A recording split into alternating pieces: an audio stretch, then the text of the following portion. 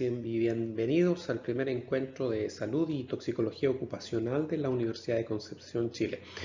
Yo soy el profesor Dr. Claudio Emil Ramírez, profesor asistente académico de la Facultad de Farmacia de la Universidad de Concepción, y voy a estar moderando esta actividad. Para de alguna manera desglosar lo que vamos a abordar en estas 2 horas de simposio, quisiera compartir con ustedes el programa de esta actividad. En primer lugar, vamos a contar con la presentación de la doctora Melissa McTaggart, quien es profesora de la Universidad de Maryland en la ciudad de Baltimore, en Estados Unidos, y la temática que ella abordará es la aplicación o la utilidad de la ciencia de la toxicología en salud pública. En segundo lugar, vamos a presenciar la presentación de la doctora Amalia Laborde, quien es miembro del Departamento de Toxicología de la Facultad de Medicina de la Universidad de la República en Uruguay. Y el tema que abordará ella es la exposición a tóxicos en el proceso de reciclaje informal de residuos eléctricos y electrónicos. Y en tercer lugar, contaremos con la presentación del doctor David Conbariza, quien posee la maestría de toxicología ocupacional de la Universidad Nacional de Colombia. Y el tema que nos presentará tiene relación con los contaminantes orgánicos persistentes de uso industrial, su riesgo ocupacional y la importancia de los procesos de sustitución. Una vez que hayan concluido las 3 presentaciones, daremos paso a una breve mesa de discusión en donde podrán interactuar con los expositores realizando preguntas, comentarios, observaciones. Así que, sin más preámbulo, pasemos a la primera presentación.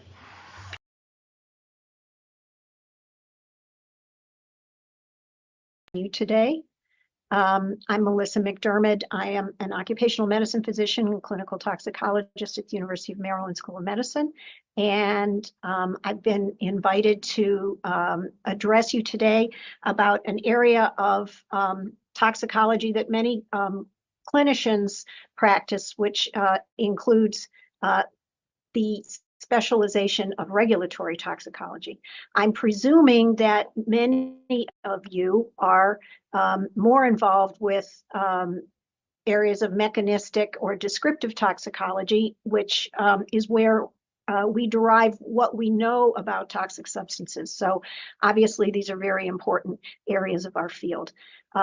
Regulatory toxicology, though, involves rulemaking, and usually it involves working with government agencies or scientific organizations that are also collaborating with government agencies in order to derive safe concentrations of exposure to certain toxicants. Many of you perhaps are involved in risk assessment, which, although is a certain specialty on its own, it tends to work, or the colleagues work with the regulatory toxicology arena also. And I think I'm going to be able to show you a couple of examples of where that's the case in our country. And then finally, the translational or clinicians who apply the basic research that's care, but also to protecting the population at large, hopefully before there is any harm derived from toxic exposure or overexposure.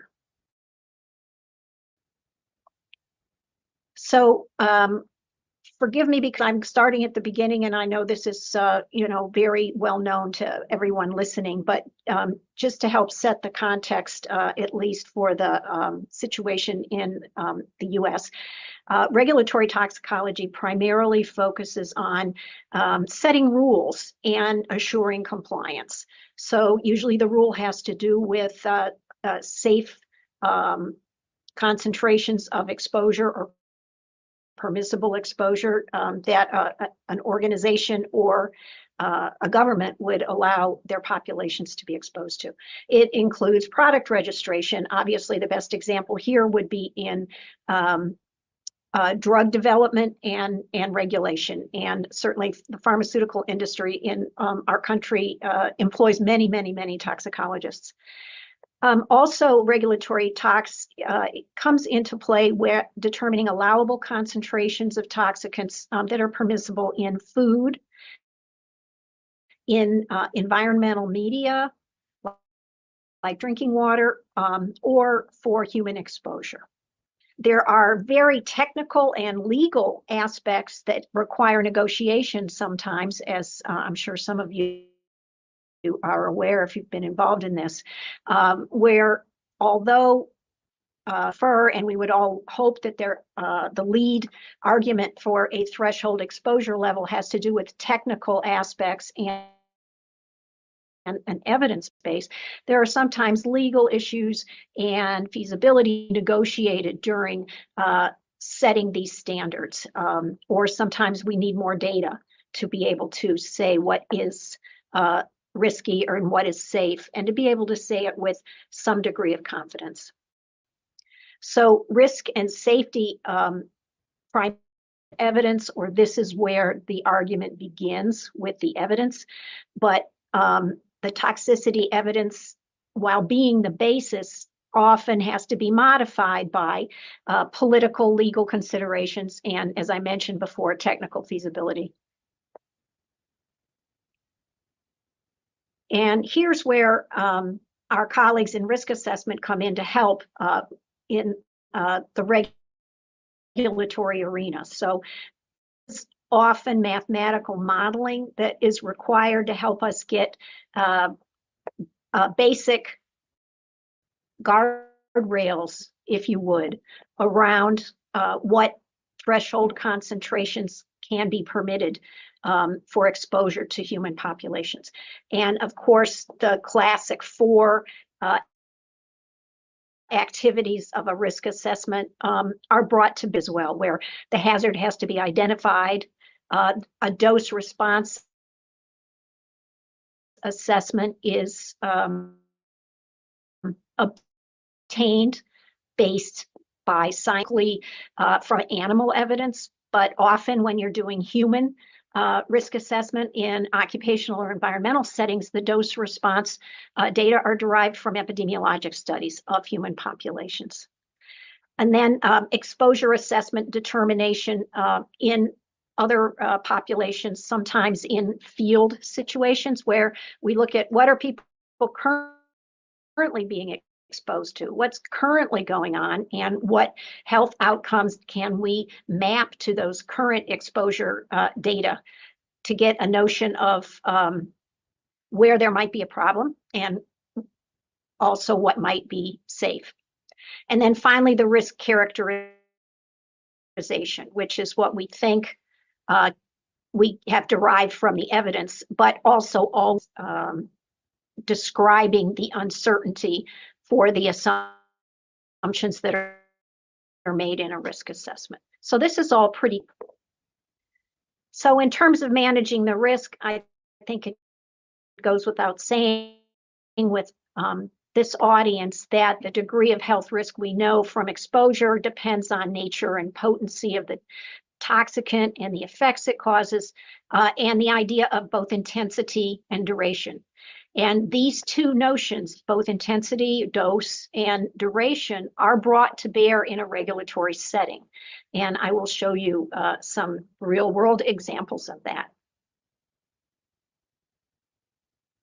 So there are several agencies, more than the ones I'm going to talk about here in the federal government in the US, that are involved in regulatory toxicology. These are 3 that are commonly recognized, and probably the first 2 of the most commonly recognized. The first is OSHA, the Occupational Safety and Health Administration.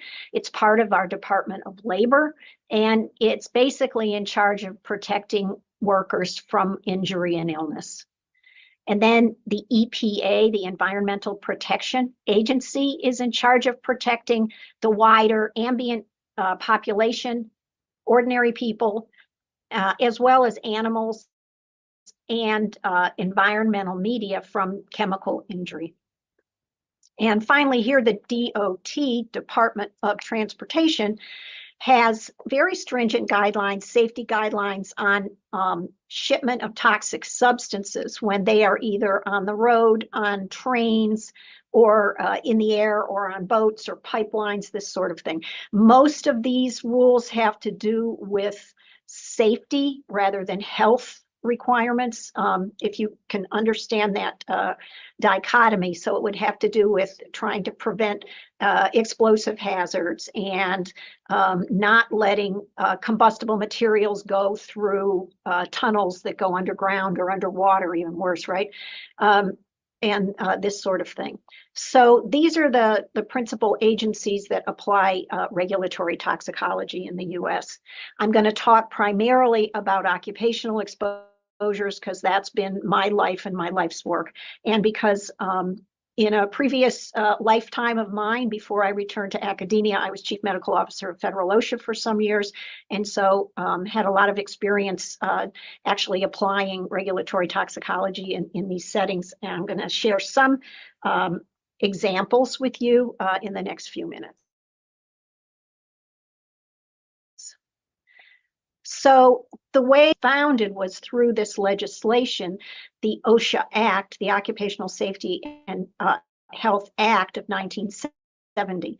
That sounds awfully recent to think that a country like the US didn't have rules before that. That's not quite true. We did have rules, but it was patchwork, not all organized under one agency, under one jurisdiction. And so this OSHA Act really brought a lot of the regulatory exposure rules more tightly together under one source, if you will. Of interest, the rules that employers must follow in providing a healthy workplace are legally binding. So once the agency sets a standard of for an exposure concentration above which workers can't be exposed, there are legal penalties if the workplace doesn't observe those rules. So the principal exposure limit term at OSHA, which is used, is the permissible exposure limit, PEL.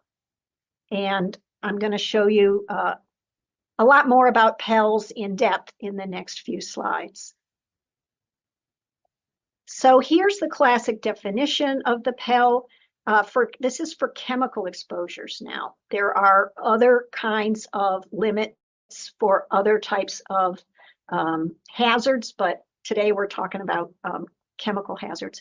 It's the maximum airborne concentration that a worker may be exposed to over an 8-hour workday. And it is calculated as what's called a time-weighted average, TWA, which means it's an average over the 8 hours. So it might mean that there are peaks and troughs of that concentration over time, but its average would not exceed this PEL that would be set for the substance of concern. So that is the legal upper limit that a worker can be exposed to. However, because OSHA does not want to wait until a workplace has concentrations of hazardous substances already are at the PEL, they don't want to wait to have some kind of safety interventions in place. The agency also dictates what's called an action limit. And typically, the action limit for a substance is 1/2 of the PEL for greater than 30 days per year of an exposure. So that a company that has, let's say, we're going to talk about cadmium in a few minutes in detail. Say we don't want to reach that concentration. So that interventions are put in place, time-weighted average for workers who could be exposed greater than 30 days a year. They need to be protected at that trigger of 1/2 of the PEL before the Pell is reached. So it's in a way, primary prevention strategy that you never even get to that threshold limit. Why do I say threshold? Well, threshold is a concentration in the same way that classical toxicology would talk about a threshold of injury. Here in regulatory terms, we're trying to avoid this threshold that's a legal limit. On the other hand, as I'm going to show you, there are data that set that threshold for toxicity reasons. So really that term of threshold that's very well known to us in toxicology has a couple of different meanings in this regulatory context. So to go back to the employer responsibility here, it means that the employer has to figure out who of their workers in this cadmium plant are in highest risk of being exposed to half of the Pell for more than 30 days a year. Why 30? It sounds a little arbitrary. It is a little arbitrary. There was an attempt to work with the employer to say, we understand that twice a year you might have a single type of process where people are exposed at the action limit. Well, OSHA agrees with you that if a worker's only exposed at the Pell for 2 days a year because they're changing out a piece of equipment or some other reason, the employer should not have to do a whole menu of other types of protective interventions every day because of the exposure on 2 days a year. So that's where the 30 came from. It could have been a few more days, it could have been a few less days, but that's where the idea comes from. All right. So it has permissible exposure limits for about 500 agents. However, because those limits were set in 1971 and the first year after the OSHA Act was passed, they haven't been updated. So there are obviously pros and cons to that. The pros are it's better than nothing. The cons are because it's so complicated in our system to change an exposure limit, it's not just on updated science, but rather it has to be an act of Congress. Literally, a new law needs to be passed. It makes it very difficult for agents. And in kind of contentious climates, political climates, it's impossible to get anything to change. So there are about 500 chemical agents that have permissible exposure limit. However, there are about 30 agents, maybe 35 now, that have more requirements of the employer than just maintaining exposures below the permissible exposure limit. And these agents have very detailed standards that are called extended health standards. In other words, they have other activities that are dictated to the employer that they have to use in order to keep the permissible exposure limit at or below that threshold. These activities would include the type of elements of the hazard control hierarchy that we would use typically to keep workers safe in the workplace. I'll show you that in a minute. Interestingly, these extra rules and activities are triggered by the action limit, so that reaching the halfway mark on the way to the permissible exposure limit for these 30 agents requires then this whole new pull-down menu of expectations of the employer in order to keep from ever getting to or reaching the Pell. So this is the hierarchy of prevention controls. I've seen this before, beginning with engineering controls, Classically, this is a physical barrier between the worker and the hazard.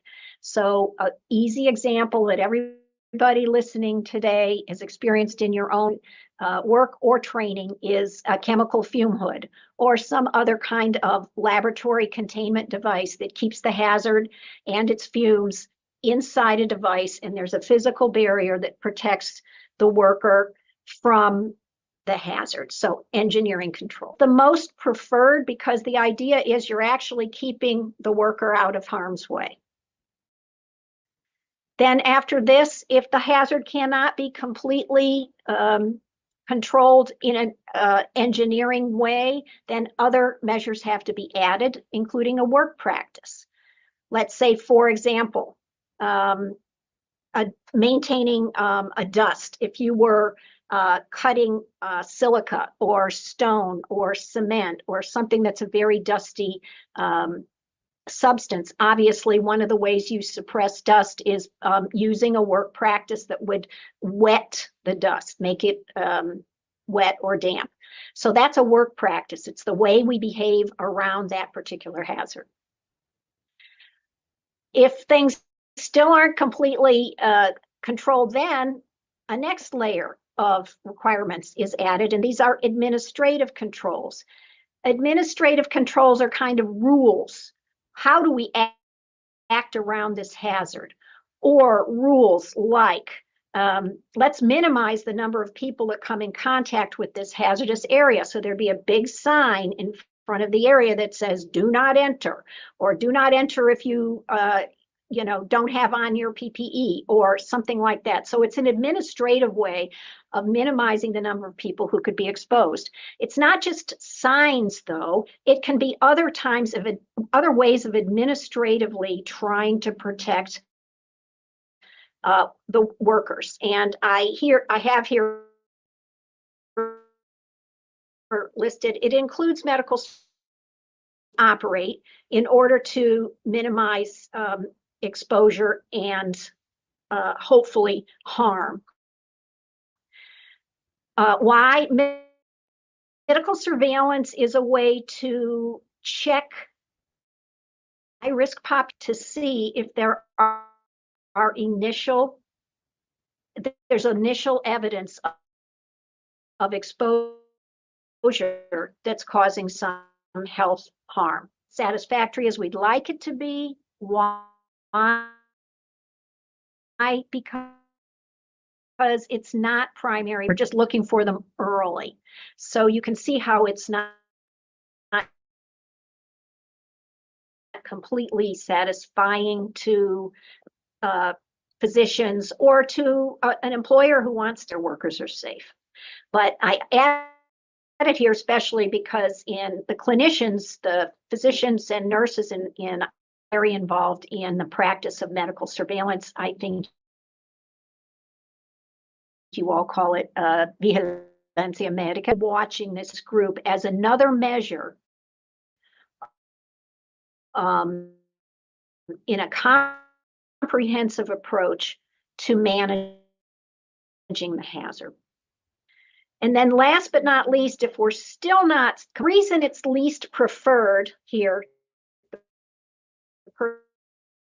personal protective equipment, is not because it doesn't work, but because it requires us to put a worker in harm's way. With using these three methods, we have not completely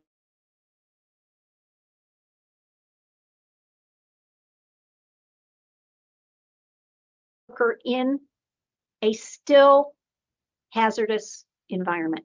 It's less hazardous, but it's still not satisfactory. And that's what's not preferred about using PPE. However, as you know, there are many situations where we do need, and we do need to give them, and workers do need to wear personal protective equipment. And surprisingly, I worked in healthcare my whole career, as well as some other industries, and healthcare workers, as you know, do need to wear PPE in many occasions, and certainly protection from infectious diseases is a very good example of that. They need to wear respirators when they're caring for TB patients or COVID patients, this sort of thing. Okay, that was a refresher on these hazard prevention steps. And each of these are parts of those 30 comprehensive OSHA standards for hazardous chemicals that I just mentioned. So I had already said that medical surveillance is an administrative control, and I thought you'd be interested. This is a list of some of those 30 agents that have these additional expectations from the industrial hygiene hierarchy of controls that would require other types of interventions like engineering controls, work practice controls, administrative controls, including surveillance and PPE sometimes. So here you see the list, and all of these also requires medical surveillance, which can be a questionnaire as well as a laboratory testing and sometimes exams by either physicians or advanced practice nurses to make sure, as I said before, there are no signs that with all those other elements of control presumably in place, there isn't still some breakthrough exposure that's causing a health problem that gives, unfortunately, feedback to people in charge that things are not under control, and there needs to be an investigation in the workplace as to how people are still being exposed if they have abnormalities on their surveillance exam. So that's kind of the general foundation of how occupational health uses these basic ideas of toxicology and minimizing exposure in keeping workers safe.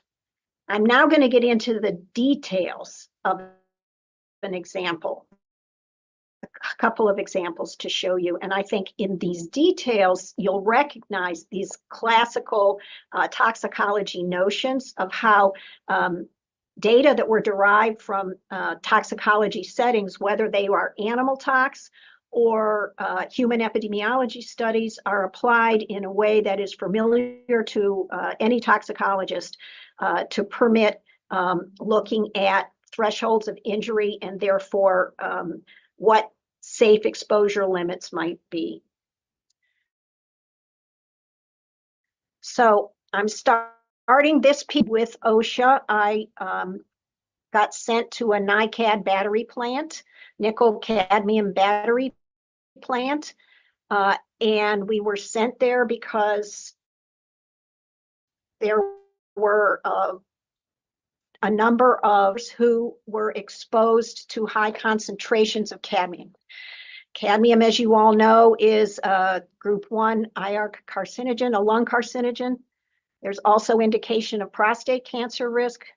And we also know it causes renal abnormalities, small molecular weight proteinuria, and problems like this. So OSHA was interested in identifying where the high risk areas in such a plant were, because OSHA at the time was writing a standard of protection for cadmium to protect workers. And this is one of the standards that I helped work on. So here is a real sign in the plant, and this is an example of an administrative control that we just talked about, right? There's a sign that says, danger, what's here? There's a cancer hazard here, and only authorized personnel, and respirators required. So it's a way to keep people out if they shouldn't be there. And if they should be there, reminding them that they have to wear their PPE, their personal protective equipment, their respirators.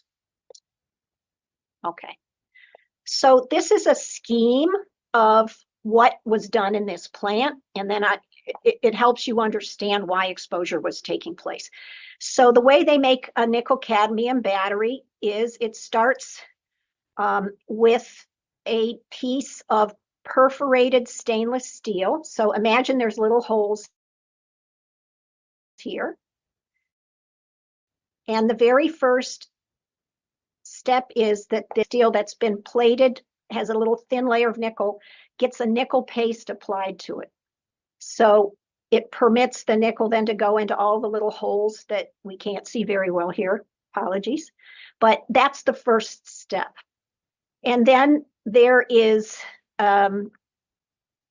following up, it goes to an oven for sintering, and some of the plates are then also undergo a step where they are impregnated with nitrate and they are sintered, and they then are pressed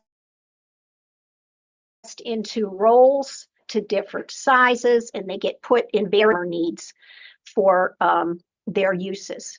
So let me show you a picture of the application, since this is a cadmium examination of where the immersion of these nickel plated but then dried goes on. So here's a younger version of me standing at a bath, and the bath is here, and it's full of liquid, and there is going to be a step of impregnating it's a deposition plated stainless steel that's got the little tiny perforations, has been in this bath of open cadmium nitrate. So you can imagine hood up here. It's not great. It's not sufficient. So the workers had to wear, this is a powered air purifying respirator that I have on. And this is an open vat of the cadmium nitrate solution. And you can see the steel pieces roll is then going into be rolled and dried. So this is the area that through industrial hygiene measures, actually taking air sampling was determined was the highest risk. And I think when you see this picture, that makes sense. So when OSHA started writing its rule, obviously it has to determine what a safe threshold of exposure would be. And they used visits to similar plants like this one, as well as other evidence in the literature, to propose that an 8-hour time-weighted average permissible exposure limit for cadmium should be 5 micrograms per cubic meter. And they proposed, given half of that, that the action level would be 2.5 micrograms per cubic meter. Now, where the toxicology comes in is how they determine those numbers. And I think this is pretty elegant. In fact, data that OSHA has ever had in establishing a threshold limit of exposure for safety, that's themes in toxicology that should be familiar to all of us. So this is a depiction, a picture, a figure of the prevalence of tubular proteinuria by percent in cadmium exposed workers. Proteinuria was used as the endpoint to regulate. Remember, I said it's a lung carcinogen, and you might say, well, what about the lung cancer stuff? And when you read the complete standard, which is, and it has a lot of fine print in it, there was modeling that was done for the cancer endpoint, and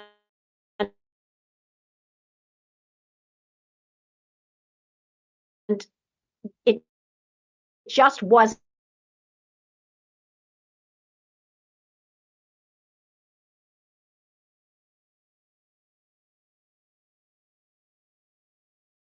which are down here. See these Pell equivalents? And they mapped them. So for the Kellestrom paper, they would paper the green dots, and the Elander paper, and some of these, you folks who have studied renal, these are very famous people who did these studies, and in human populations. And of course, from a tox point of view, we always prefer the hierarchy of human evidence, right, to animal, and we don't have to do a lot of concerns about differences in species. Certainly, also, there were animal data that were included in this full tox review, but at that point. And they, OSHA displayed all of those 7 studies on this single grid. They noted that there is already a background concentration of tubular proteinuria of about 2.5%. So everybody has a small amount of this small molecular weight protein in their urine. So they wanted to set a limit such that workers were not going to have concentrations above this threshold. After they graphed all these 7 papers, they then ran 2 different models, a metabolic model and an OSHA model, which is another model that they use. OSHA, by the way, has in-house PhD toxicology, statisticians, epi people, but they also have contractors of outstanding credentials. And they used 2 where these models crossed the threshold of proteinuria and tried to then determine between the 2 what would be the best cut point, if you will, for a permissible exposure limit that would keep people from having tubular proteinuria above 2.5%.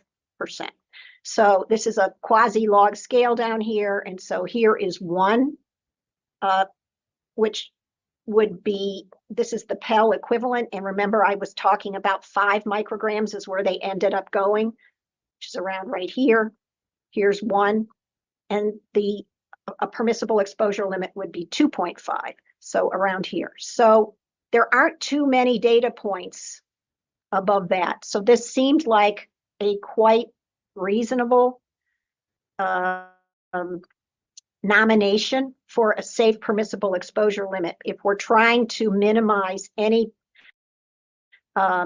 elevations in tubular proteinuria above this dotted line of 2.5%. So I think is a really elegant way to document the use of threshold for injury data to propose a fair and protective permissible exposure limit for this toxicant. So I wanted to share that with you. So this is pretty much evidence-based, right? So the standard went on to say that the employers must determine if employees are exposed to cadmium above that action level. Let me go back and say, so if they're above, let's say this is 2.5 down here somewhere. So if you've got people above 2.5 for more than 30 days a year, there's monitoring that needs to be done for those people. And the determination of what needs to be done is based on this 8-hour time-weighted average in the breathing zone. So the workers would wear monitors to determine, while they were doing all those jobs that I just showed you pictures of, what their concentrations were. And that helped clarify for the employer exactly what they needed to do, exactly what the levels were they needed to avoid, and how to avoid them. Exposure sampling was also permitted so that if 2 or 3 workers did the exact same job, you didn't have to monitor everybody. You could use the monitoring for an individual to represent the workers in that job. So let me show you this. One of the other requirements was, because we already knew that there were some people that had been in these jobs for a long time before there were protections. They already had some renal problems. So part of the new standard required medical surveillance and biologic monitoring. Recall, biologic monitoring is the measure of the toxicant or its metabolites in a body fluid. So the cadmium standard requires workers who are above that 2.5 micrograms per liter action limit to have medical surveillance, and they have to have their cadmium in urine measured, their cadmium in blood measured, and then a measure of that small molecular weight protein that we are looking at as the definition, using beta-2 microglobulin, had to be measured. I have color-coded these three categories of results: A for green, B for yellow like caution, like a traffic light, and C for red, like stop. So this is the current recommendation, and these are the results that a worker in surveillance, you want them to be at or below these threshold concentrations. This is the, whoops, sorry about that. This is the intermediate caution result. So if you have a worker between 3 and 7, or their results for their small molecular weight protein between 300 and 750, or blood 5 and 10 for cadmium, this means you have to watch them. It means you have an employer to remove them from exposure at this concentration. It means if you won't remove them for, let's say, feasibility reasons, or they can't, you as an employer have 90 days to do something else to intervene to get these values lower. They can't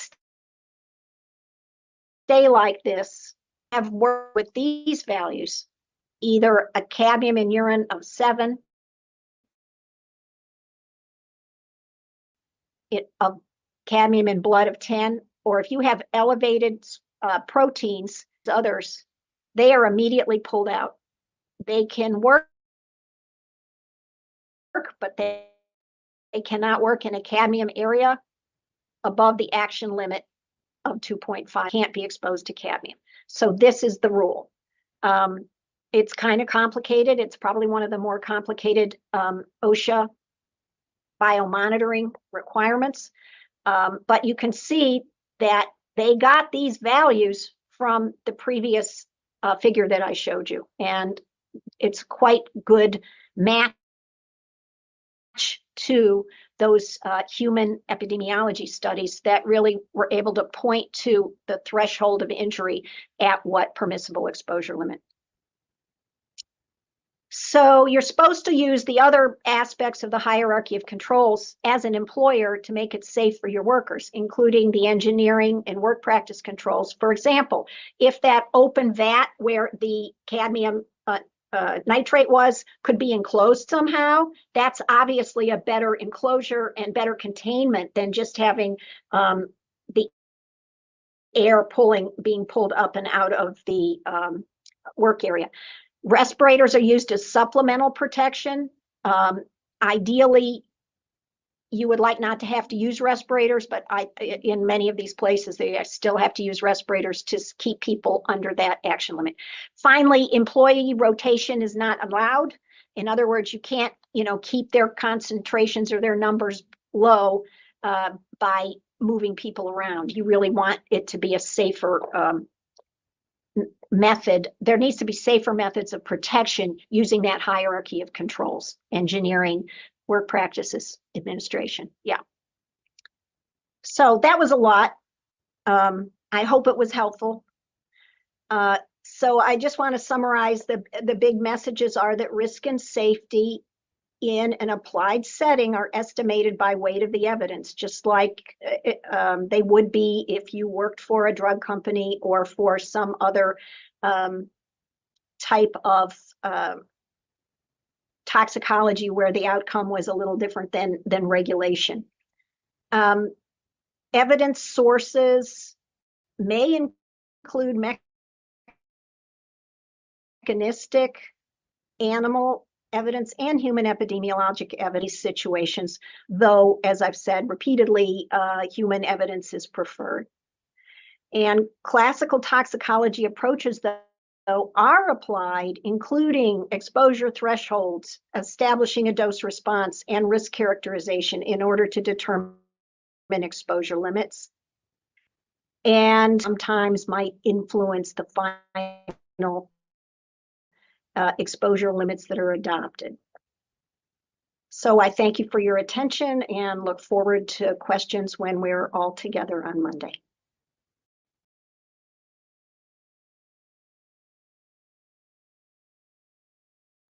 En este encuentro de salud y toxicología ocupacional, agradezco a la Universidad de Concepción de Chile haberme invitado a participar en esta reunión, y también a CIPSA y RetoxLab por organizar este mega evento con participación de toda nuestra región. Voy a compartir con ustedes algo sobre la exposición a tóxicos en el proceso de reciclaje informal de residuos eléctricos es decir, vamos a hablar de un tema de residuos peligrosos que son los que tienen el mayor crecimiento, podríamos decir un crecimiento exponencial, porque ya ha superado más de las 50 millones de toneladas en el mundo anuales de generación. Pero también estamos hablando de un residuo muy valioso porque tiene materiales muy valiosos. Una característica particular que quizás no es muy diferente a otros residuos, pero que afecta y genera un riesgo muy alto en este tipo de residuos, es que el 83% de ellos va a rellenos, a vertederos y toma el curso de procesos informales que intentan recuperar este residuo valioso.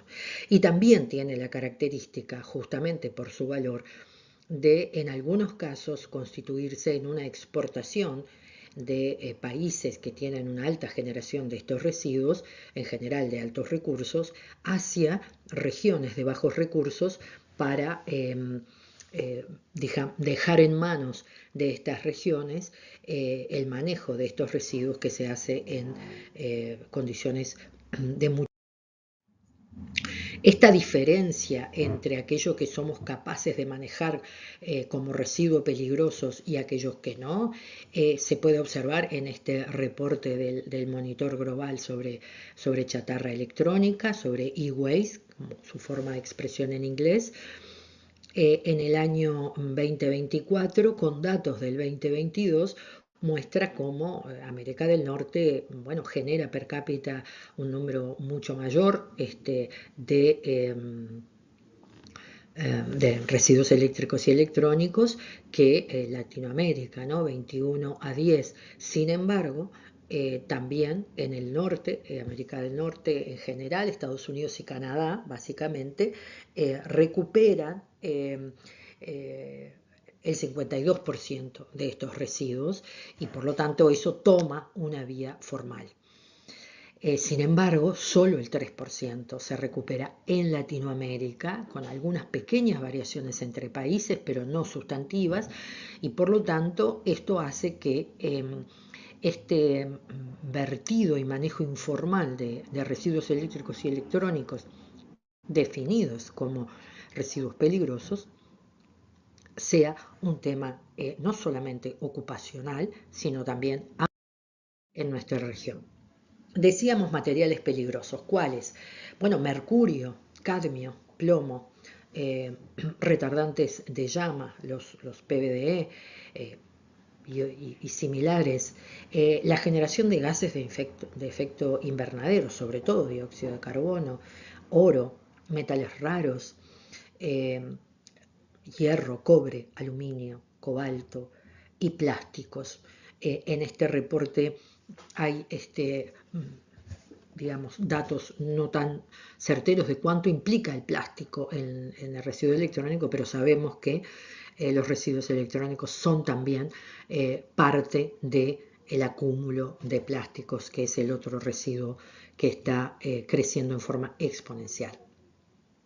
Entonces estamos hablando al mismo tiempo de materiales que tienen un valor económico y que por lo tanto estos residuos van a tomar un curso informal en su manejo, en su recuperación, pero también que se generan emisiones de estos contaminantes hacia el ambiente donde están vertidos, hacia el aire también cuando son manipulados como material particulado o cuando son quemados a través de estos, de la evaporación de algunos de estos materiales como el mercurio, pero también de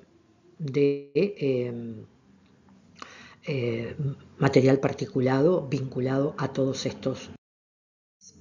El trabajo formal con residuos eléctricos y electrónicos se considera un trabajo que adquiere posibilidades de riesgo similares a otros trabajos industriales, porque desde allí se ha podido evaluar cuáles son aquellos riesgos que encontramos en procesos industriales o formales, en donde hay corte, separación, aplastamiento, molienda de materiales, y en estos casos, bueno, lo que se encuentra es ruido, calor, esfuerzo repetitivo, proyección de materiales, y en forma genérica podemos decir que los principales contaminantes están en el grupo de los metales, por lo que recién vimos, contaminantes persistentes como los retardantes de llama y material particulado complejo, ¿verdad? Vinculado entre ellos, por ejemplo, materiales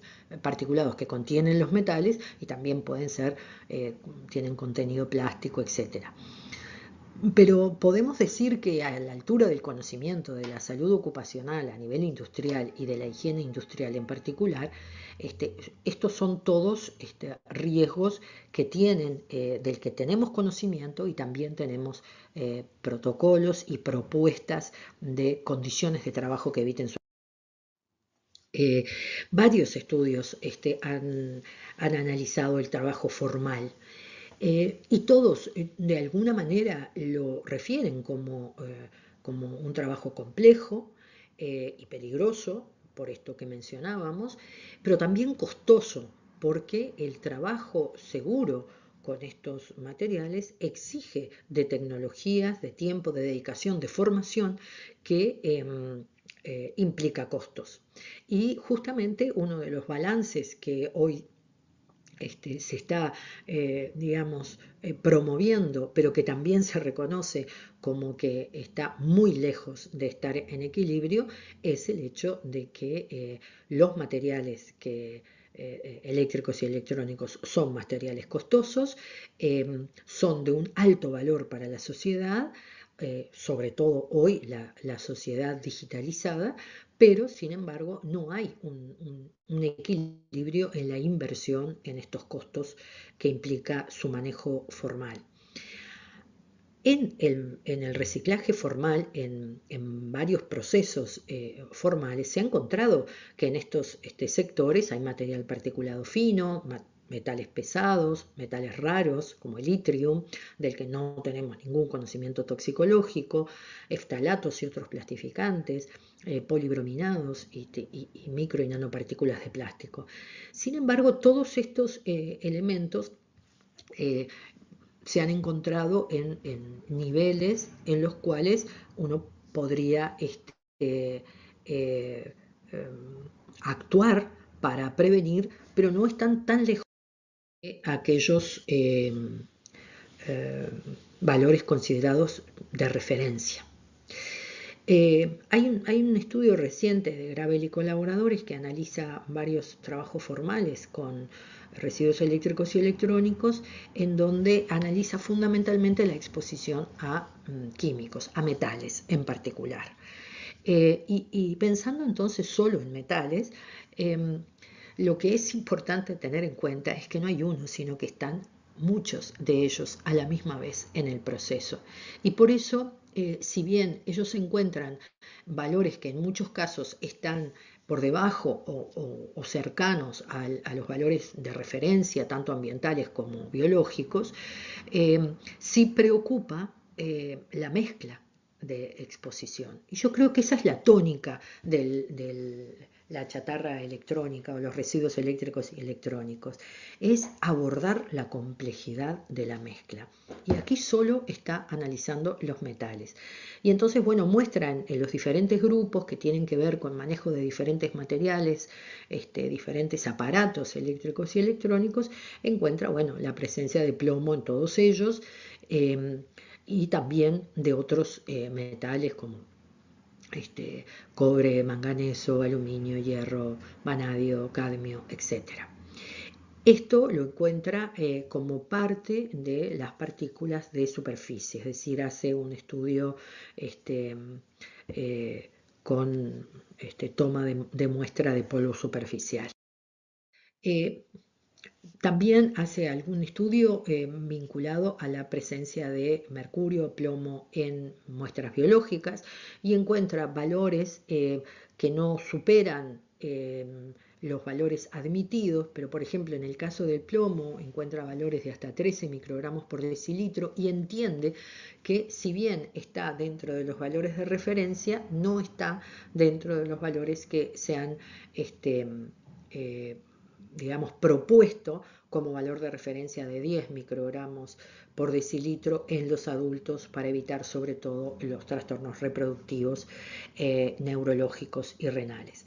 En este estudio hacen una evaluación de riesgo basada en estos niveles y encuentran que estas mezclas incrementan el riesgo tanto del daño reproductivo, los efectos renales o el sistema nervioso periférico, aunque lo más visible, lo que está bien por encima de la relación con estos valores de referencia son las alteraciones del tracto respiratorio alto y bajo y la piel como elemento, digamos, indicador de este daño asociado, sin dejar de plantear que si bien tanto plomo como mercurio estaban dentro de los rangos considerados de referencia, la mezcla implica un aumento del riesgo. ¿Qué pasa con el trabajo informal? El trabajo informal implica una mirada distinta. Ya no es la mirada de la higiene y seguridad del trabajo, porque estamos hablando de grandes zonas de vertidos, de vertederos, de acúmulo de este residuo eléctrico y electrónico, o también de puntos o zonas llamadas hotspots, zonas calientes, o zonas de alto riesgo, que están situadas en los barrios en general de bajos recursos, en donde ocurre también la recolección de esos materiales, el acúmulo a veces en los propios patios, en sus hogares, a los efectos justamente de cuidar el valor de esos materiales y a procesarlos para obtener esos materiales valiosos y comercializarlos. Estos vertederos no implican solamente una contaminación local del suelo que pueda llegar al agua, sino también implica el proceso de obtención de materiales a través de la quema de esta chatarra. Y por lo tanto, la quema, digamos, quita fundamentalmente el material plástico y a partir de ahí se obtienen los metales. Este trabajo implica una exposición directa de quienes trabajan en esta tarea, pero también implica una dispersión ambiental de contaminantes. Por eso cuando hablamos de trabajo informal, hablamos de exposición ocupacional y también de exposición ambiental. Finalmente, digamos, para decir una característica distinta en términos de salud general, no solo toxicológico, en estos trabajadores, fundamentalmente en aquellas ciudades en las que les mencionaba, tanto de China como de como de África, Gwilym Agbogoyi, pudimos conocer cuáles son los malestares que aquejan a estas personas y por las que consultan o las que surgen de cuestionarios. Y son habitualmente las lesiones, algunas lesiones graves, cortes, las lumbalgias y las proyecciones oculares. Y entonces, más que una lesión de esfuerzo repetitivo, de movimiento de las manos, tiene aquí el agregado de las lesiones lumbares asociadas a las posiciones de trabajo y a la carga física elevada. Siguiendo con nuestro foco principal, que son los contaminantes químicos, pensemos que la dispersión de contaminantes de estas áreas genera una exposición muchas veces familiar, pero también una exposición de la población circundante. Y con esta foto, que es muy ilustrativa, del ingeniero Cruz y la doctora Celada de Bolivia, que hicieron en el marco de un proyecto sobre chatarra electrónica, y que gentilmente me prestaron, se observa cómo una mujer está quemando cables y detrás del humo se observa a su hijo, mostrando cómo esto a nivel informal es un trabajo familiar y en donde los niños están expuestos. Pero también me interesa destacar que esto existe porque hay un comercio intermediario y también un comercio formal que recibe estos materiales sin de alguna manera importarle su origen. Y entonces en la siguiente foto vemos un cartel de un barrio de Montevideo, un barrio urbano de medianos recursos, no es un barrio pobre, en donde aparece esta compra, ¿verdad?, de bronce, cobre, plomo, que en el caso del cobre se obtiene mayormente por la quema de cables, que además se asocia muchas veces con un trabajo ilegal en términos de que muchos cables son robados, y eso es una realidad que todos conocemos en Latinoamérica y ese es el valor que tiene. Por lo tanto, cuando se roba un cable sabemos que habrá un foco de contaminación en algún lugar donde se va a hacer este proceso. Y también muchas veces está relacionado a los cables y el cobre que se obtiene como moneda de cambio en la compra y venta de drogas de abuso. Pero este enfoque de trabajo familiar es lo que está mostrando la realidad de Latinoamérica en términos formal. Por eso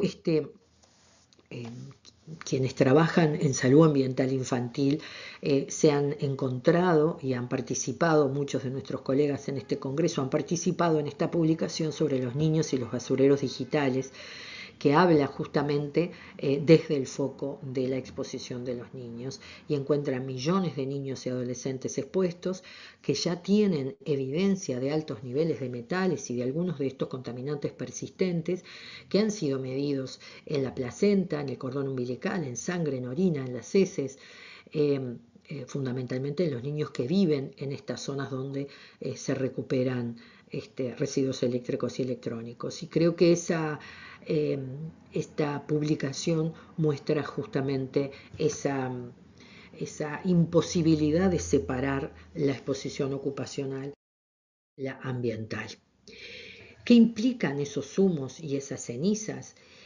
Obviamente que la quema de material plástico y de todos los materiales que se estén generando también en ese lugar genera hidrocarburos policíclicos aromáticos, material particulado de todos los tamaños que ustedes quieran, pero también tamaño 2,5, compuestos de tipo dioxinas y furanos, en fin, sin duda que la combustión es un plus en este caso, ¿verdad?, que no la vemos en el trabajo formal.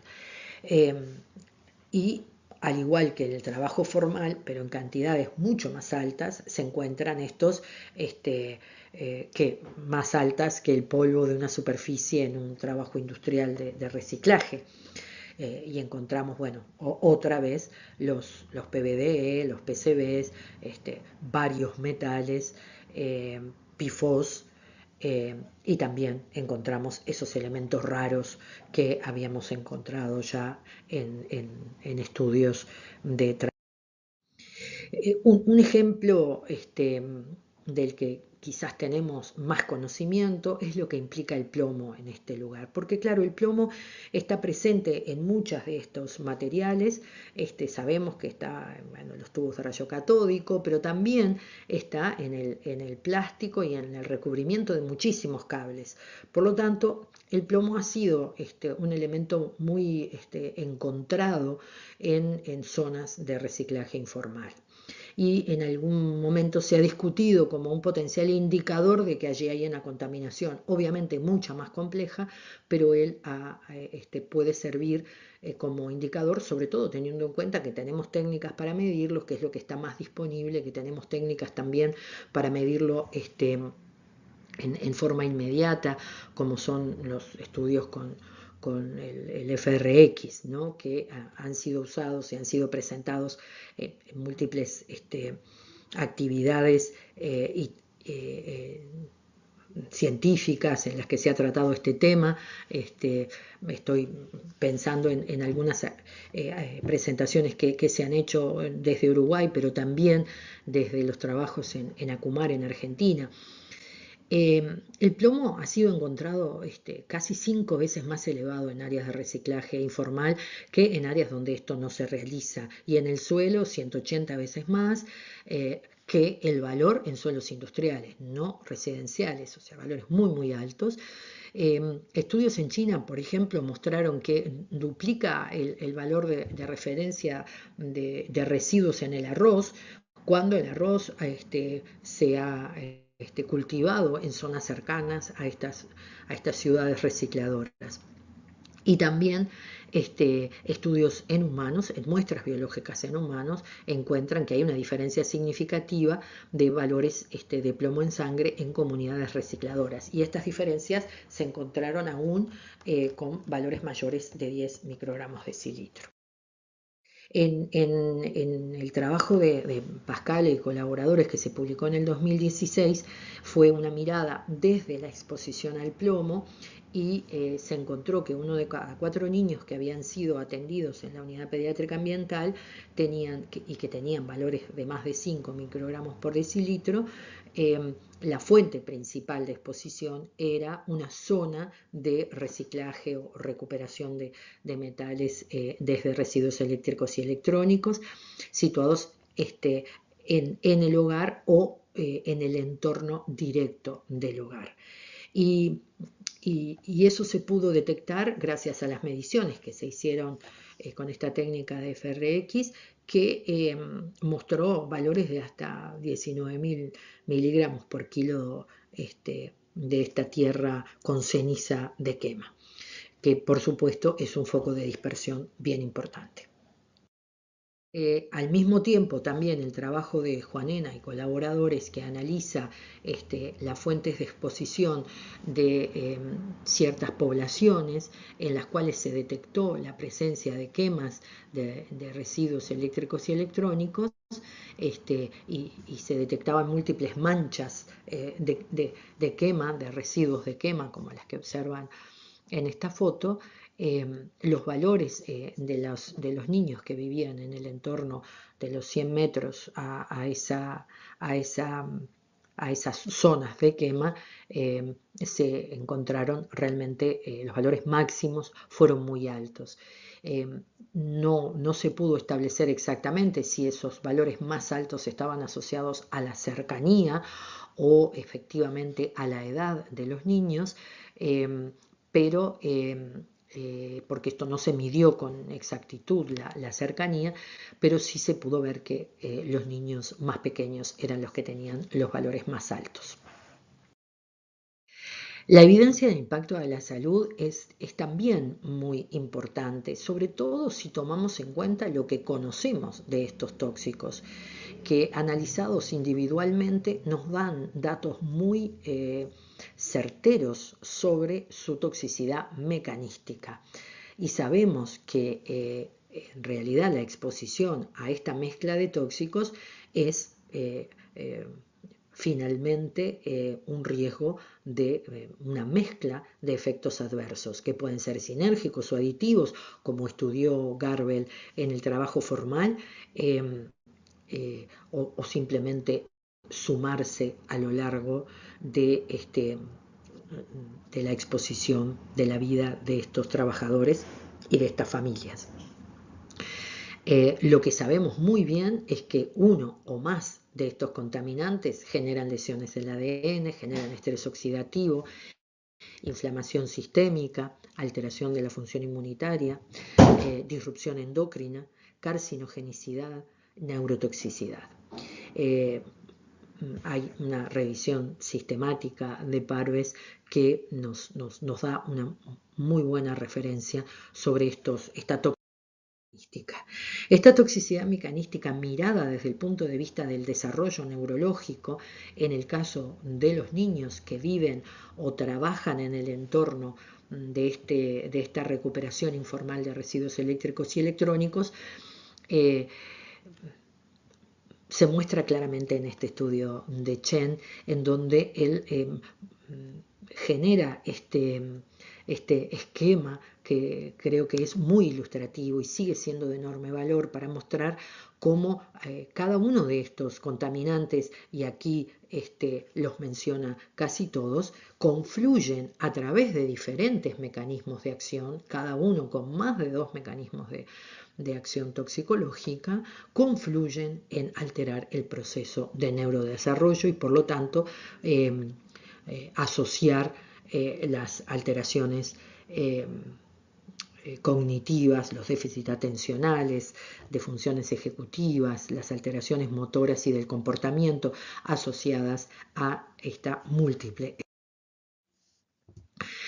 Para finalizar, solamente mencionar algunas líneas que se proponen y que vienen siendo desarrolladas en forma muy heterogénea y muy desigual, que tienen que ver con la protección de los trabajadores, de la población circundante, presente en el entorno de estos trabajos informales, y también de la protección ambiental. Pero pensemos que muchas de las propuestas de mejora tienen que ver sobre todo con la protección del ambiente, el evitar la dispersión de estos contaminantes, la contaminación del suelo, del agua, del aire y también obviamente luego de los alimentos, que ha sido una de las fuentes de exposición poblacional en zonas de alto, digamos, de alta intensidad en el trabajo de reciclaje informal. Entonces, claro, se plantea menos consumo, reutilización, reparación, reacondicionamiento. Seguramente esto es un elemento clave para disminuir los residuos eléctricos y electrónicos. Y esta disminución, sin duda, tiene un impacto sobre todo ambiental.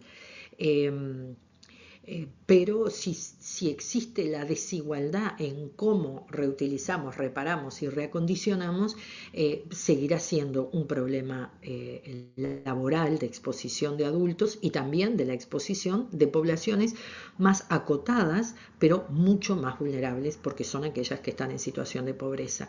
La responsabilidad del productor para generar un interés para la recolección segura es también un elemento de protección ambiental que podría tener un impacto a nivel ocupacional en términos de si esa recolección segura pasa a un reciclaje y una recuperación de materiales segura, que también sea responsabilidad del productor. Sin duda la sensibilización de la comunidad para un menor consumo y promover un manejo apropiado de los desechos en políticas que así propendan a eso, es también una medida de muy alta protección ambiental con un impacto secundario, podríamos decir tangencial, sobre los trabajadores si no volvemos a la primera premisa, que la reutilización, reparación y reacondicionamiento debe ser formalizado o organizado de tal manera que no afecte a las poblaciones más pobres, que son las que trabajan en peor condición. Claro, la mayor recolección y manejo formal de residuos es una línea claramente necesaria porque es la que nos permite trabajar en higiene y seguridad laboral en un ámbito de protección legal y de protección de derechos de la salud de esas personas y inevitablemente eso va a tener un impacto en lo ambiental. Sin embargo, actuar directamente sobre el trabajo informal ha sido un tema que, si bien se habla de generar, de formalizar, ¿verdad? De mayor recolección y manejo formal, no se ha abordado de una forma explícita o clara y son muy pocas las acciones que se han tomado en términos de reconocer una realidad de una gran cantidad de residuos eléctricos y electrónicos que hoy están llegando a los vertederos y se requiere una acción directa sobre esas comunidades fortaleciendo sus capacidades para poder trabajar en una condición segura para sí mismos y para el entorno. Y por lo tanto ahí estaríamos teniendo una actividad, una intervención y un apoyo para mejorar las condiciones de vida, las condiciones de trabajo y también proteger el ambiente y la comunidad. Entonces, encarar, afrontar la necesidad de apoyo para dar oportunidad laboral, para dar formación, para dar apoyo económico, para que este trabajo informal de alguna manera se formalice y encuentre a estas personas con la posibilidad de tener un sustento en base a este trabajo que hoy está en los vertederos y que está generando múltiple exposición en estos trabajadores, sus familias y también el entorno. Así que eso creo que es lo que nos está demandando hoy, la necesidad de trabajar evitando que estas comunidades sumen a tantos determinantes sociales negativos para su salud nueva mezcla de tóxicos que afectará su salud y su desarrollo. Estar aquí acompañándolos hoy en este encuentro de toxicología ocupacional, atendiendo la invitación de la Universidad de Concepción de Chile. Mucho gusto, mi nombre es David Andrés Conbariza Bayona, yo soy médico magíster en toxicología, soy el coordinador de la maestría en toxicología de la Facultad de Medicina de la Universidad Nacional de Colombia y les voy a hablar un poco de contaminantes orgánicos persistentes de uso industrial, específicamente cuáles son esos riesgos y la importancia de los procesos de sustitución. La idea es que hablemos un poco de aspectos generales de los contaminantes orgánicos persistentes, específicamente algo de los que son COP de uso industrial, entender un poco cuáles son esos escenarios de exposición, identificar algunos riesgos para la salud y las estrategias o la importancia de un proceso de sustitución. Bueno, pero tenemos que partir hablando de qué son estos contaminantes orgánicos persistentes. Pues resulta que son una gran cantidad de sustancias químicas o mezclas de distintos productos químicos elaborados por el hombre que en su momento se utilizaron para lograr mejores resultados en distintos productos y procesos industriales, logrando unos resultados muy interesantes y pues su uso en diferentes aplicaciones. Entre ellos vamos a ver que muchos pueden ser plaguicidas, otros pueden ser productos de uso industrial y hay uno muy importante que es el DDT que se utilizó por muchos años, pero pues así como con este, nos fuimos dando cuenta de que eran sustancias que tenían una potencial influencia en la salud humana y en el ambiente, por lo cual se decidió que tenían que dejar de restringir al máximo su producción, por lo cual, pues para esto el convenio de Estocolmo surge como herramienta para que todos los países trabajen en conjunto para que esas sustancias sean identificadas y a su vez sea restringida su producción y utilización. ¿Qué caracteriza a estos productos contaminantes orgánicos persistentes? Pues específicamente cuatro cosas. Cuatro cosas que todos tienen en común y que particularmente ocurre cuando son dispersados al ambiente. Entonces, vamos a tener que son productos altamente persistentes, pueden permanecer por muchos años en los medios naturales y en el ambiente y en las personas. Tienen la capacidad de moverse por el ecosistema y por el planeta, entonces esto hace que genere un riesgo grande de la movilidad en su contaminación. Además de eso, pueden acumularse, pueden bioacumularse en seres humanos, en animales, en distintos organismos vivos. Y por supuesto, son productos con características tóxicas que pueden afectar seriamente la salud del ecosistema y de las personas. Vemos acá que esta es una de las 10 propias con ese tipo de contaminantes persistentes, pues usualmente arrancan de uso a nivel industrial, se dispersan en el ambiente, pueden moverse por depósito, caer de nuevo al suelo y al agua, moverse en el componente, en el compartimiento acuoso, en el compartimiento de aire, en el suelo, llegar a los alimentos, llegar a distintas rutas en las que finalmente también nos van a poder afectar. Además de eso se bioacumulan, normalmente pues en los animales va ocurriendo una acumulación progresiva y en la punta de la cadena estamos nosotros que podemos consumir un pescado altamente contaminado y también pues ver afectaciones en otros seres vivos de la parte alta de la cadena alimenticia.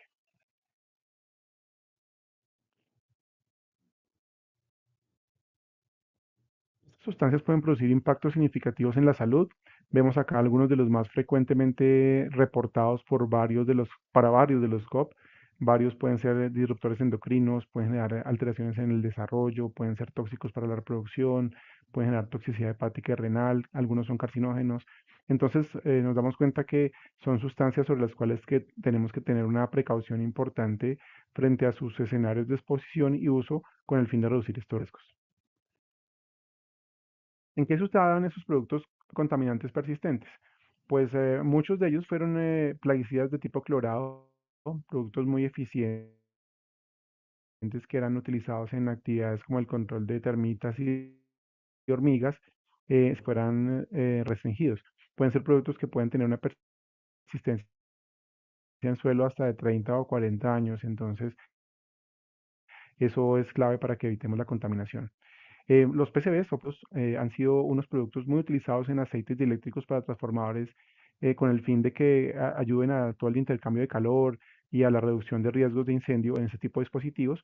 Se usaban también en productos como el papel carbón o aditivos de pintura o cierto tipo de productos de construcción que hoy día aún están funcionando. Incluso esto es también parte de lo que estamos trabajando, el proceso de eliminación de estas sustancias químicas.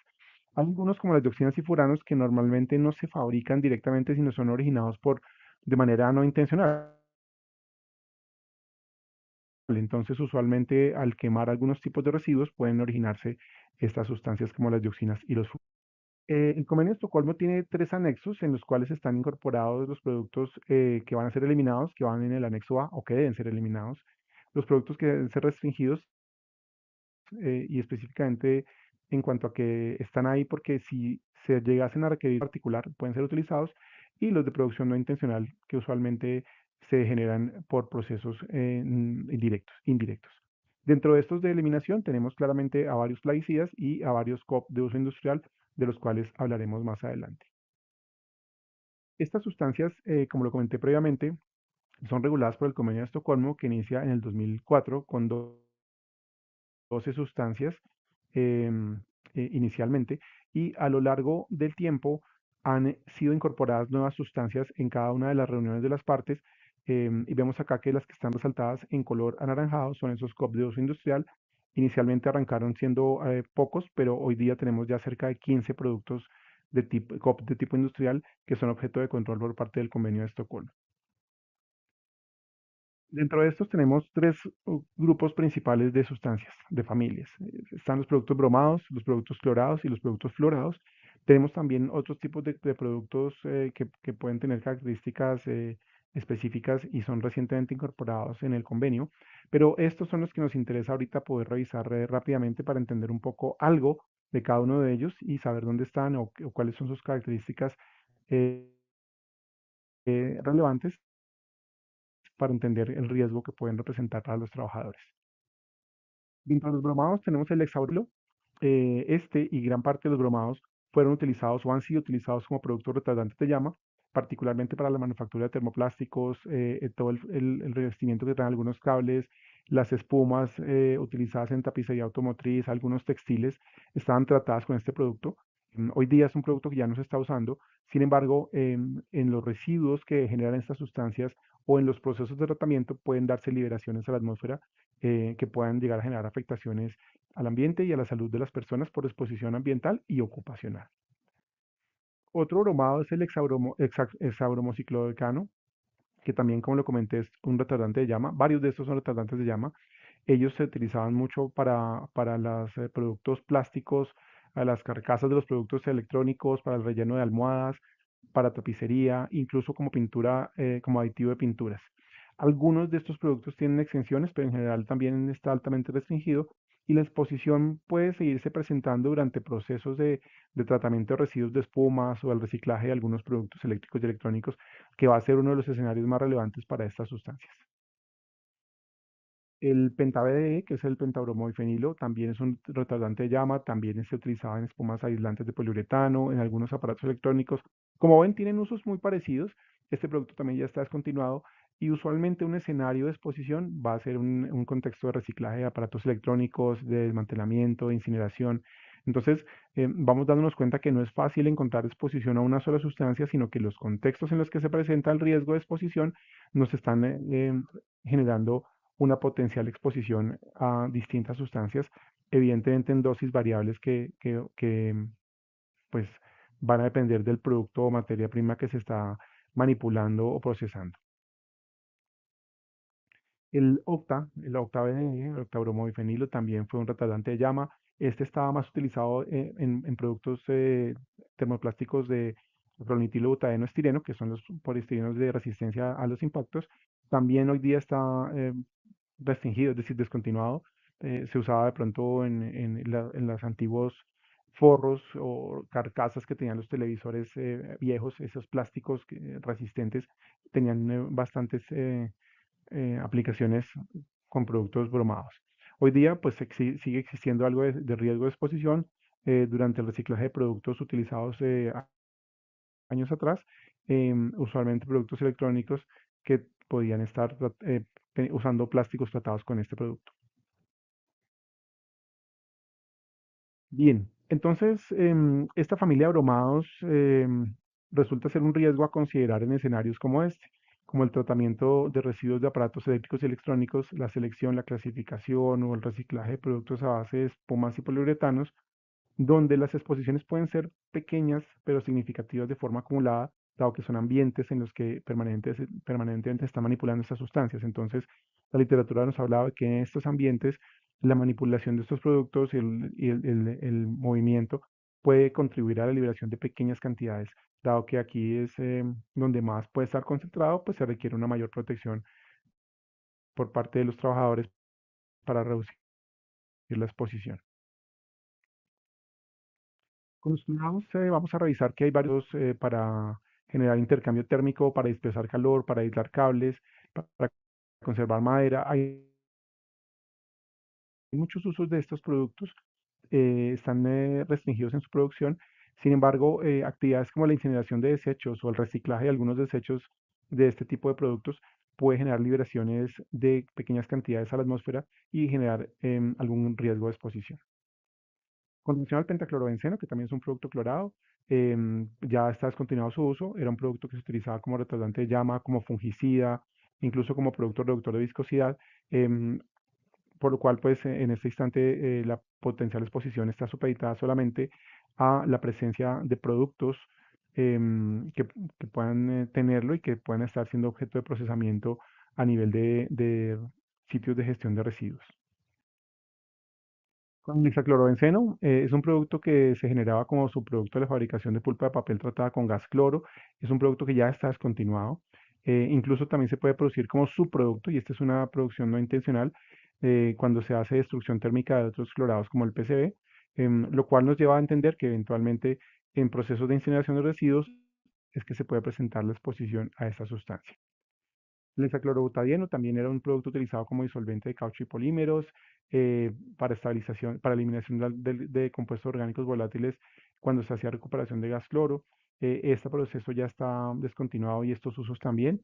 El riesgo sigue siendo, como este y otros productos, el potencial contacto con agua superficial del sector químico, la fabricación de algunos plásticos y eventualmente la producción no intencional asociado a ciertos procesos. Las parafinas cloradas de cadena corta, si bien están restringidas, aún están presentes en varios procesos productivos.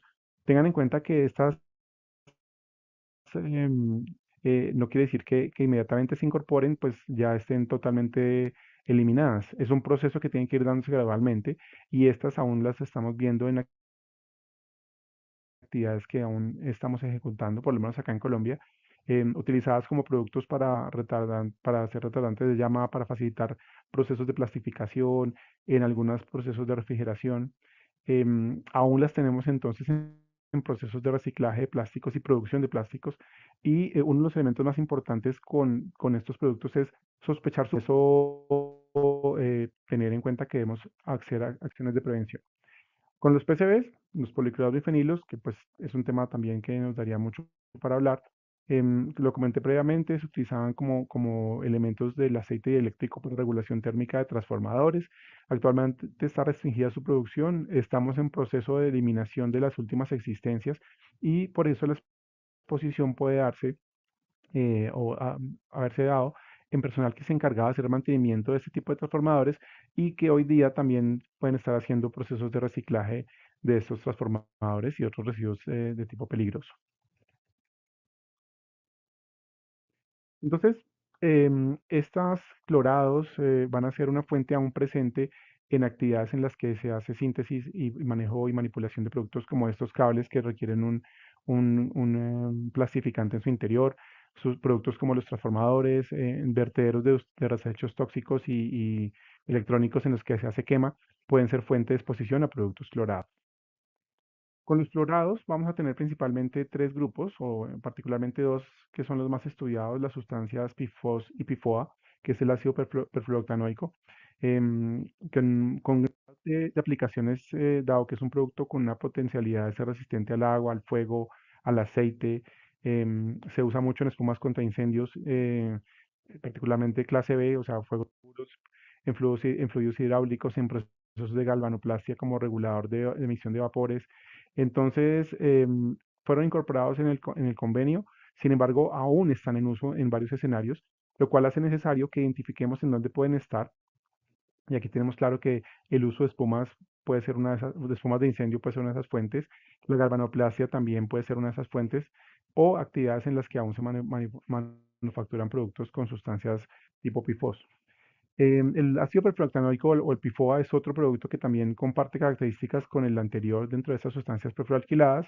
Son resistentes al agua, a la grasa, al aire. Y este es muy relevante porque ha sido utilizado en la fabricación de utensilios de cocina, como el teflón, productos antiadherentes, y pues que representa un riesgo de exposición para las personas a nivel ambiental y eventualmente a nivel industrial durante su manipulación. Es un producto que también está restringido, sin embargo, aún sigue en uso. Y pues escenarios como el uso de espumas antiincendios o la manufactura de estas sustancias pueden ser un riesgo aún para los trabajadores. Vemos entonces que el uso de espumas para fuegos clase B o en este que es un proceso de cromado, de galvanoplastia, pues se utilizan surfactantes, productos para evitar que los vapores que se generan por el ácido crómico lleguen al ambiente, pues representando un riesgo adicional para los trabajadores. Entonces, ¿dónde puede existir exposición ocupacional a este tipo de productos COP? Escenarios como el reciclaje de aparatos eléctricos y electrónicos va a ser uno de los principales.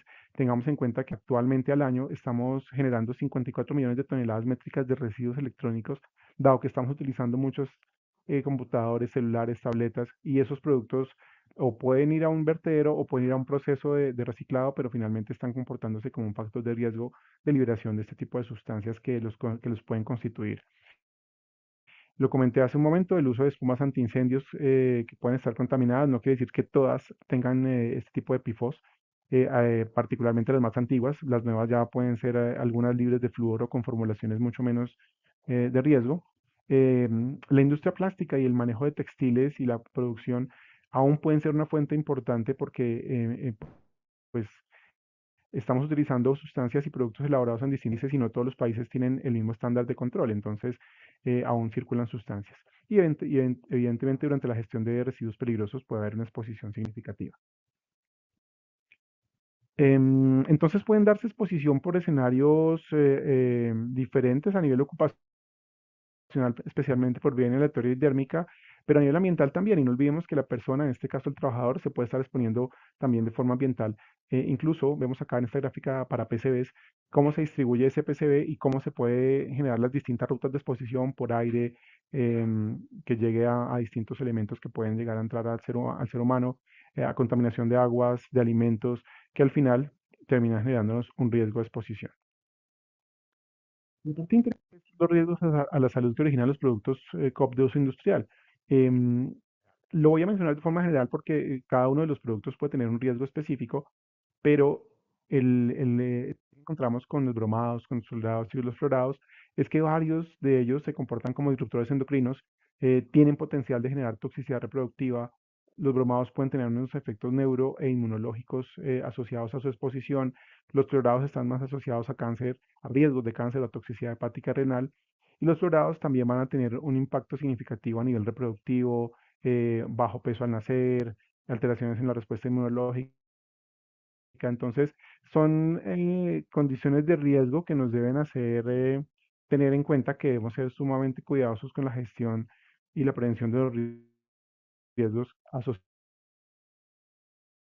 a la salud que pueden darse por la exposición a estas sustancias. Vemos acá algunos de los desenlaces asociados, en este caso a PCBs, alteraciones en el desarrollo neurológico, alteraciones en el sistema inmunológico, alteraciones en el sistema endocrino, diversas, que pueden ser originadas por varias sustancias. Como decía previamente, no todos producen todo, hay algunos más asociados, pero de toxicidad y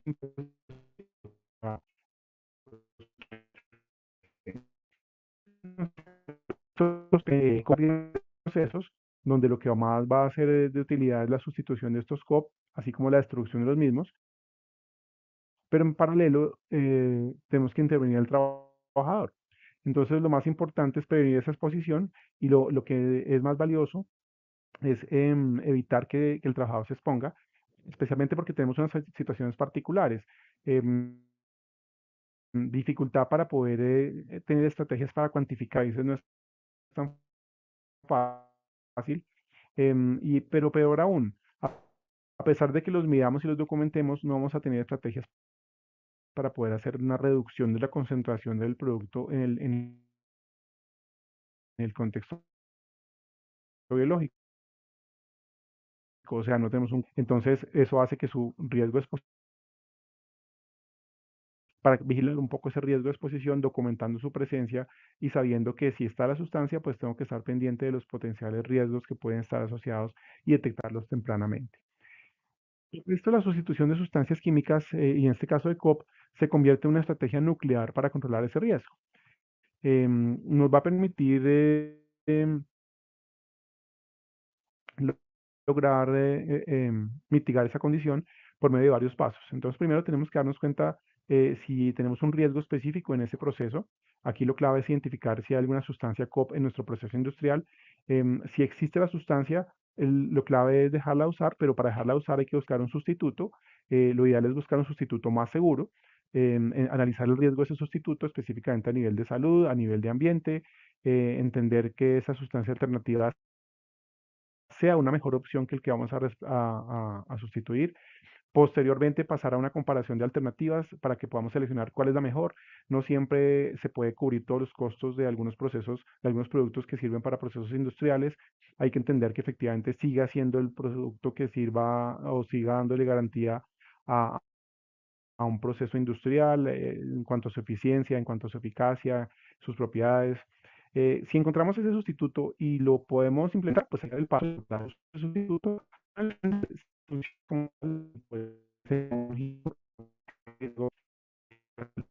Eso es para todo eso de esta charla. Muchas gracias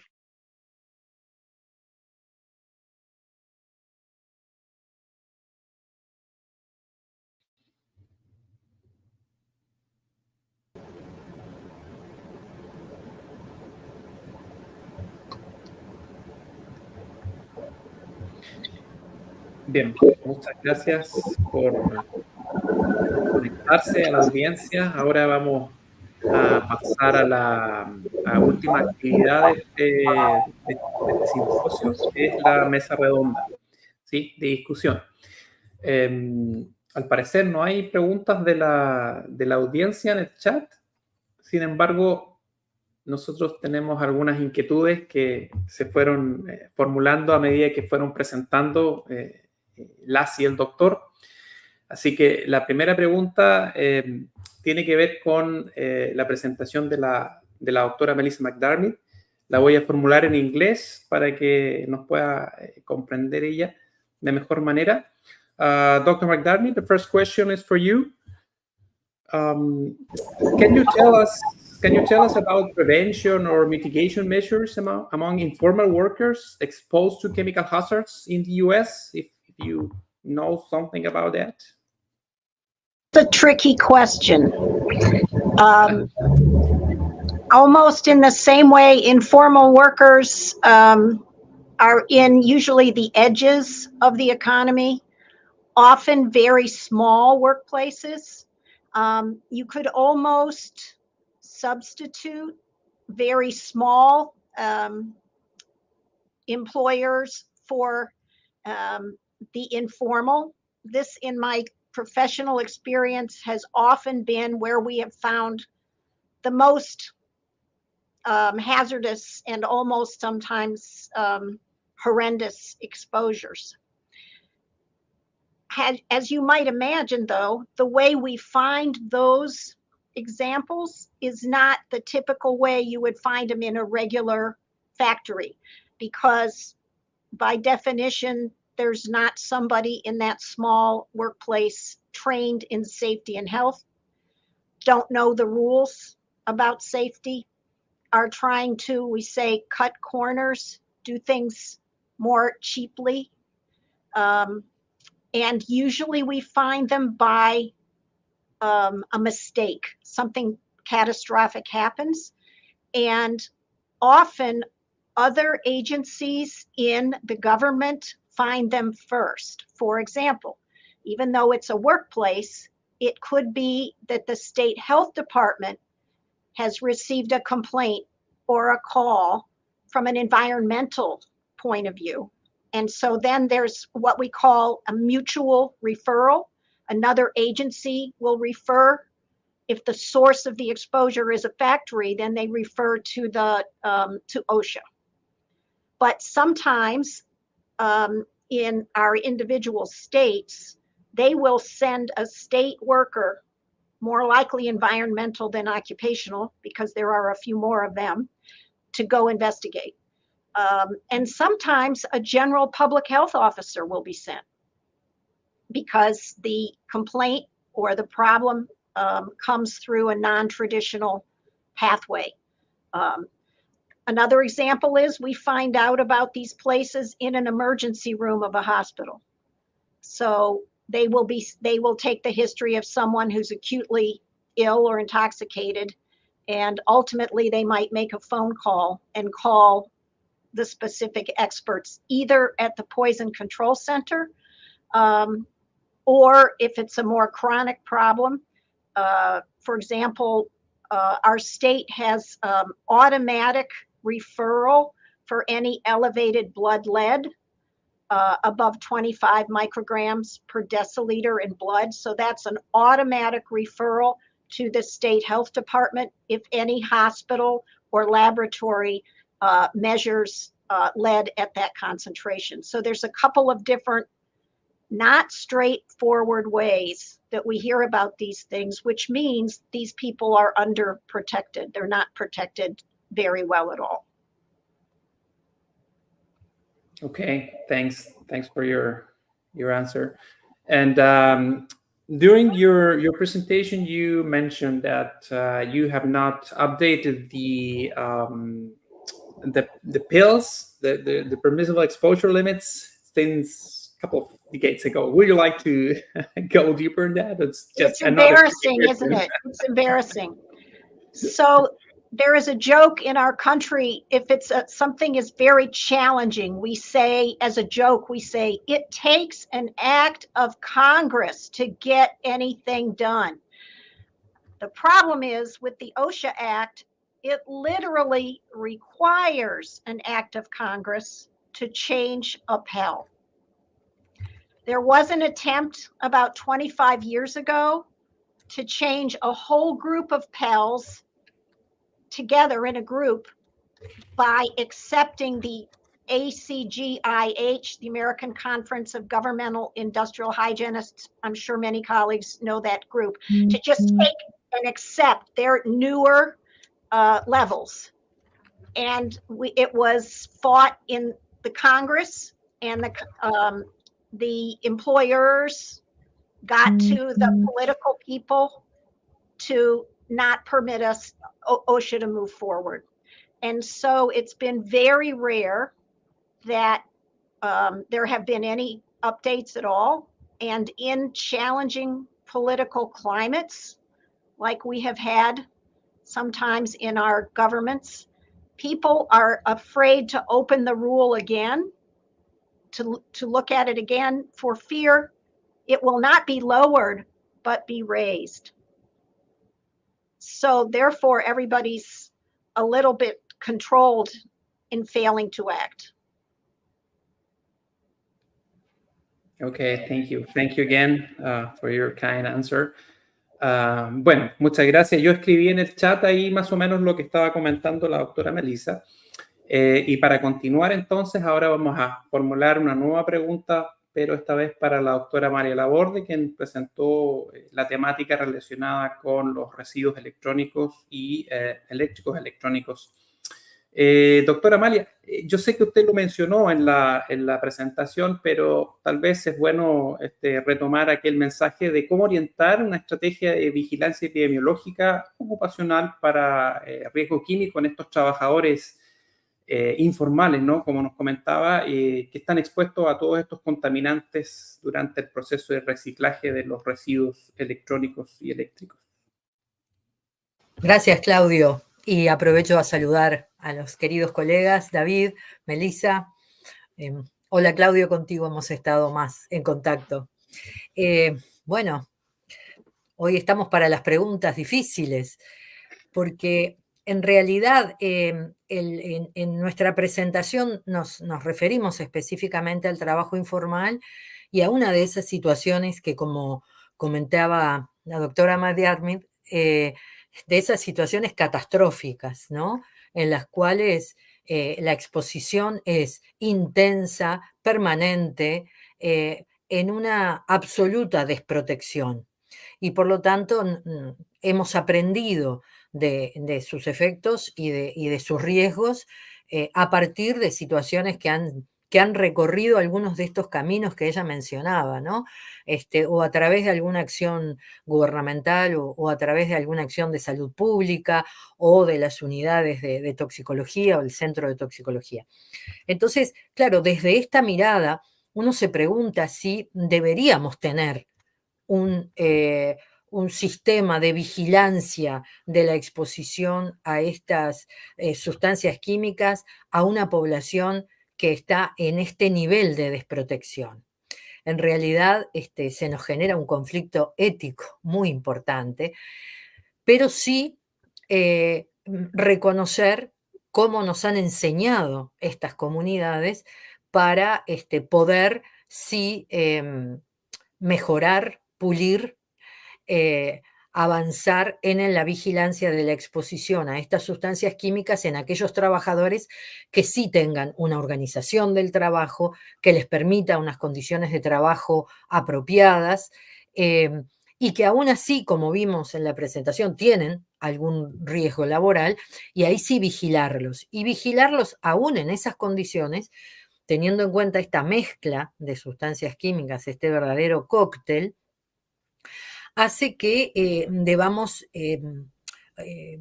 retomar, aprender de los criterios de estudios de sitios contaminados, por ejemplo, en donde elegimos por frecuencia, por el nivel encontrado en el ambiente, en este caso, en el estudio de Garbel, por ejemplo, encontraban plomo en todos los sectores formales también, o por la gravedad de sus efectos, ¿verdad? Por la peligrosidad de esas sustancias químicas, y entonces decidir cuáles vamos a usar como indicadores.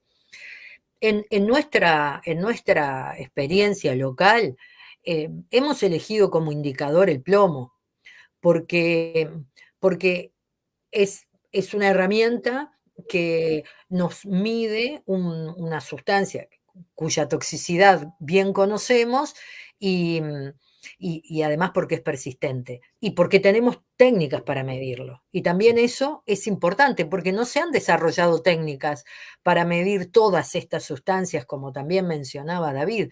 No, en nuestra región no tenemos disponibilidad de laboratorio para medir todo eso que hemos mencionado. Por lo tanto, también tenemos que tener eso en cuenta. Por eso el plomo para nosotros es un indicador, no de toda la contaminación, pero sí de que ahí hay un foco de contaminación. Y bueno, y cuando hacemos una vigilancia y tomamos medidas de laboratorio, análisis para vigilar, alcanza con que tengamos un indicador para empezar a tomar las medidas preventivas. Por eso plomo me parece que es uno de los indicadores que tenemos que tener en cuenta, sobre todo en este trabajo, obviamente, de manejo de chatarra electrónica. Y en el caso de los trabajos formales, hacer un monitoreo, como ya se ha mostrado, de material particulado, más allá de sus componentes. El control de la calidad de aire en el ambiente de trabajo en términos de material particulado es clave. Muchas gracias. Respondí. Sí, muchas gracias, doctora Amalia, por su respuesta. Bueno, nuestro tercer conferencista del día de hoy, el doctor David Convarice, que nos presentó un tema muy, muy interesante acerca de los COPs, ¿verdad? Bueno, la pregunta va más bien relacionado con cómo estos compuestos han ido, digamos, introduciéndose en nuestra vida diaria, ¿no? A nivel industrial, ocupacional, pero finalmente en la vida diaria, y cómo han ido modificándose en función del cuadro o tabla periódica. Yo siempre hago el análogo con mis estudiantes, ¿no? Que primero partió cloro, luego bromo, flúor ahora. ¿Qué nos puedes contar un poco relacionado con cómo fueron algunos incorporándose, prohibiéndose, pero todavía los tenemos presentes en nuestra vida diaria, como digo? Con los problemas que eso acarrea, por supuesto. Bueno, claro que sí. De nuevo, pues aprovecho la oportunidad para saludarlos a todos. Gracias por la invitación. Qué gran placer poder compartir escenario con la doctora Melissa y con la doctora Amalia. Y bueno, gracias a Claudio por la invitación.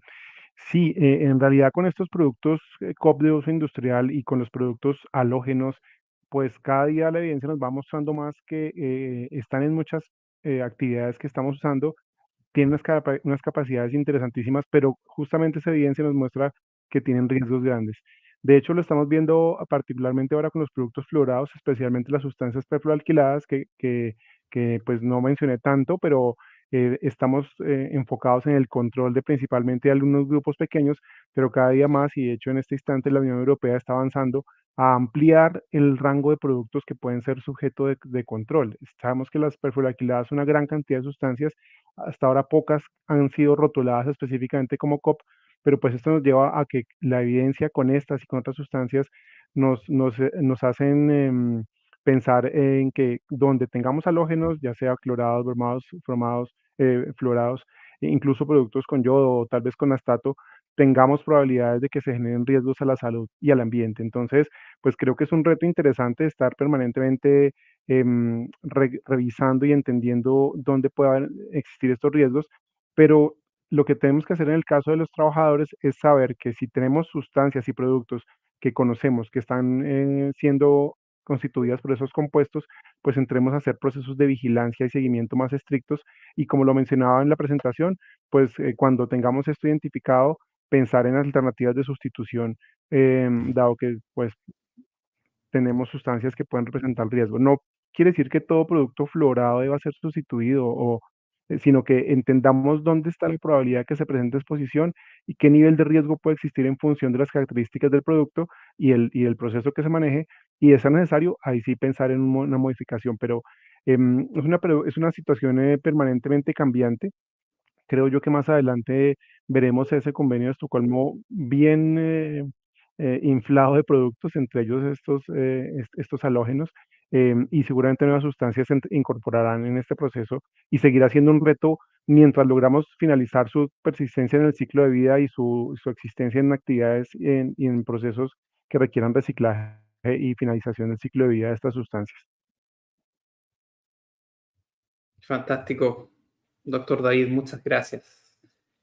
Bien, en honor al tiempo, seguiríamos aquí como aquellos compuestos orgánicos persistentes eternamente conversando, pero en función del tiempo tenemos que dejar hasta acá esta actividad, así es que agradecer a las personas que se conectaron y las que van a revisar este material, recordar que va a quedar grabado en el canal de CIRSA, agradecer a nuestras y nuestros expositores, Dr. Melissa McDarby, thank you very much for your time, Dr. Amalia Laborde, como siempre, muchas gracias, y David con Barisa también desde Colombia, así que un evento muy interesante con varios países conectados en 2 idiomas, así es que muchas gracias a todos y será hasta la próxima. Que estén muy bien. Chao, chao. Bye, bye.